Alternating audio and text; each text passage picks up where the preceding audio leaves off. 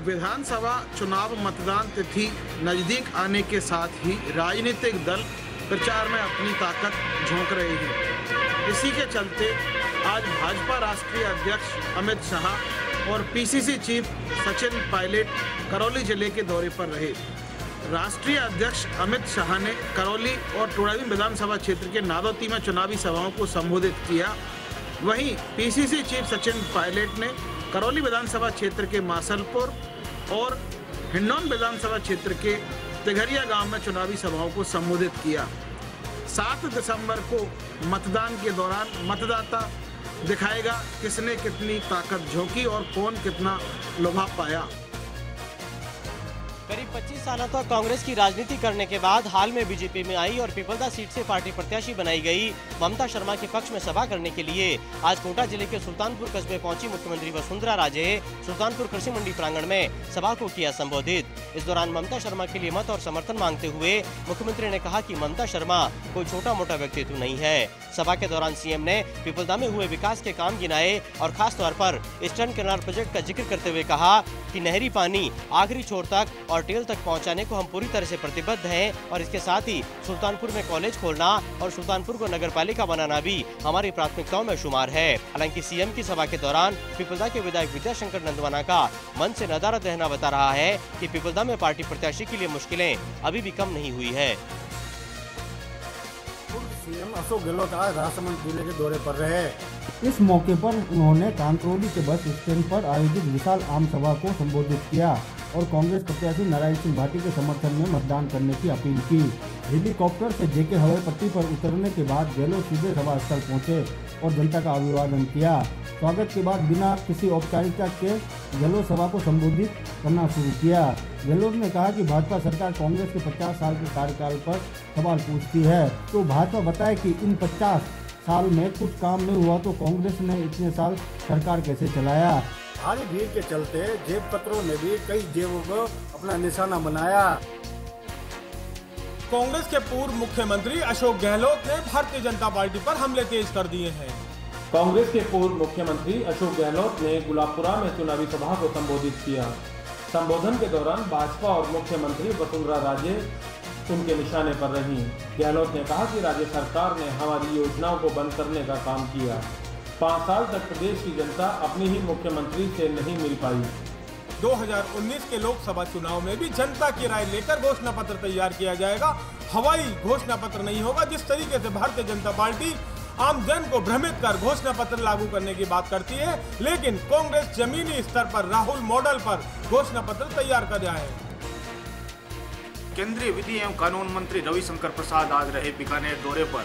रविशंकर प्रसाद ने यहाँ विधानसभा चुनाव को लेकर भाजपा कार्यकर्ताओं और पदाधिकारियों से की चर्चा। प्रेस वार्ता के दौरान रविशंकर प्रसाद ने भाजपा की केंद्र और प्रदेश सरकार की उपलब्धियों का किया उल्लेख। कहा भाजपा एक बार फिर से भारी बहुमत से आएगी सत्ता में। साथ ही उन्होंने कांग्रेस को लेकर जमकर साधा निशाना। राहुल गांधी रहे निशाने पर।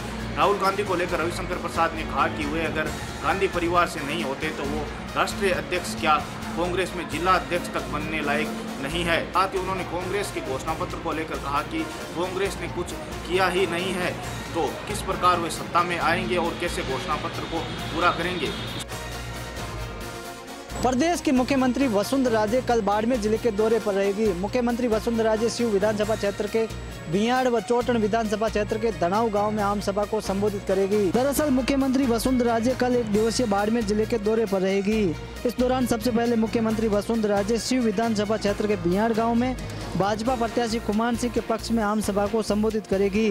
उसके बाद चोटन विधानसभा क्षेत्र के धनाऊ गांव में भाजपा प्रत्याशी आदूराम मेघवाल के समर्थन में आम सभा को संबोधित करने का मुख्यमंत्री का कार्यक्रम प्रस्तावित है। हालांकि मुख्यमंत्री वसुंधरा राजे के कार्यक्रम को लेकर भाजपा पार्टी के पदाधिकारी व कार्यकर्ता जी जान से जुटे हुए हैं। मुख्यमंत्री वसुंधरा राजे का कल जालोर दौरा रानीवाड़ा और विधानसभा क्षेत्र में जनसभा को करेगी संबोधित। मुख्यमंत्री वसुंधरा राजे कल हेलीकॉप्टर से रानीवाड़ा करीब दोपहर 1 बजे पहुंचने का कार्यक्रम है। रानीवाड़ा में भाजपा प्रत्याशी विधायक नारायण सिंह देवल के समर्थन में जनसभा को संबोधित करेगी। रानीवाड़ा से हेलीकॉप्टर से सिरोही के रेवदर पहुंचेगी। सिरोही के रेवदर में जनसभा को संबोधित करने के बाद हेलीकॉप्टर से आउर पहुंचने का कार्यक्रम है। आउर में भाजपा प्रत्याशी सगन सिंह राजपुरोहित के समर्थन में मुख्यमंत्री वसुंधरा राजे जनसभा को संबोधित करेगी। आउर से बाई रोड मुख्यमंत्री वसुंधरा राजे बाली जाने का कार्यक्रम है। मुख्यमंत्री वसुंधरा राजे के दौरे को लेकर भाजपा के नेता और कार्यकर्ता तैयारियों में जुट गए हैं। सूबे के सियासी समर में कूदे दोनों ही पार्टियों के स्टार प्रचारक। भाजपा के राष्ट्रीय महासचिव अरुण सिंह ने कांग्रेस पर जमकर प्रहार किया। साथ ही कांग्रेस के घोषणा पत्र को बेतुका बताते हुए कहा कि कांग्रेस जिन किसानों के कर्जे माफ करने की बात कर रही है, वसुंधरा सरकार पहले ही उसे माफ कर चुकी है। कांग्रेस के स्टार प्रचारक राज बब्बर भी उदयपुर जिले के दौरे पर रहे। कांग्रेस के दिग्गज नेता राज बब्बर ने जहां जनसभाओं के दौरान भाजपा पर जोरदार हमले बोले, तो वहीं भाजपा के राष्ट्रीय महासचिव अरुण सिंह ने कांग्रेस के घोषणा पत्र को भाजपा सरकार की योजनाओं को फिर से दोहराने की साजिश बताया। चुनावी महासभा में सभी राजनीतिक पार्टियों के आला नेता अपनी पार्टी को हर मोर्चे पर मजबूती देने को लेकर एक के बाद एक लगातार दौरे कर रहे हैं। कांग्रेस के वरिष्ठ नेता और पूर्व केंद्रीय मंत्री RPN सिंह आज उदयपुर पहुंचे। एक निजी होटल में पत्रकारों से मुखातिब होते हुए सिंह ने प्रदेश कांग्रेस के चुनावी घोषणा पत्र पर विस्तार से चर्चा की। उन्होंने कहा कि कांग्रेस की सरकार बनने पर 10 दिनों में किसानों का कर्जा माफ करेंगे। इसके साथ ही कृषि उपकरणों को GST से बाहर करने, महिलाओं व बालिकाओं को निःशुल्क शिक्षा, राइट टू हेल्थ कानून बनाने, किसानों को पेंशन, जर्नलिस्ट प्रोटेक्शन एक्ट लाने आदि महत्वपूर्ण चीजों को घोषणा पत्र में शामिल किया गया। आरोप प्रत्यारोप के बीच अब चुनावी नतीजे ही बताएंगे कि कौन सी पार्टी सत्ता के शिखर पर पहुंचने में कामयाब होती है। बीजेपी के बाद कांग्रेस की ओर से जारी किए गए घोषणा पत्र को अब कांग्रेस भी स्थानीय स्तर पर बुनाने में जुट गई है। कोटा में कांग्रेस के घोषणा पत्र को लेकर AICC के सचिव तरुण कुमार और प्रदेश प्रवक्ता अनूप ठाकुर ने पत्रकार वार्ता कर घोषणा पत्र के बारे में जानकारी दी। तरुण कुमार ने कहा कि कांग्रेस के घोषणा पत्र में सभी वर्गों का ख्याल रखा गया है। उन्होंने कहा कि कांग्रेस की सरकार बनते ही इन सभी बिंदुओं को लेकर एजेंडा तैयार किया जाएगा और उसके बाद सभी घोषणाओं को एक के बाद एक पूरा किया जाएगा। दोनों ही पार्टियों ने घोषणा पत्र में अपने अपने वादों के साथ बड़े बड़े दावे किए हैं। अब देखना यह है कि जनता किसके सर जीत का सेहरा बांधती है।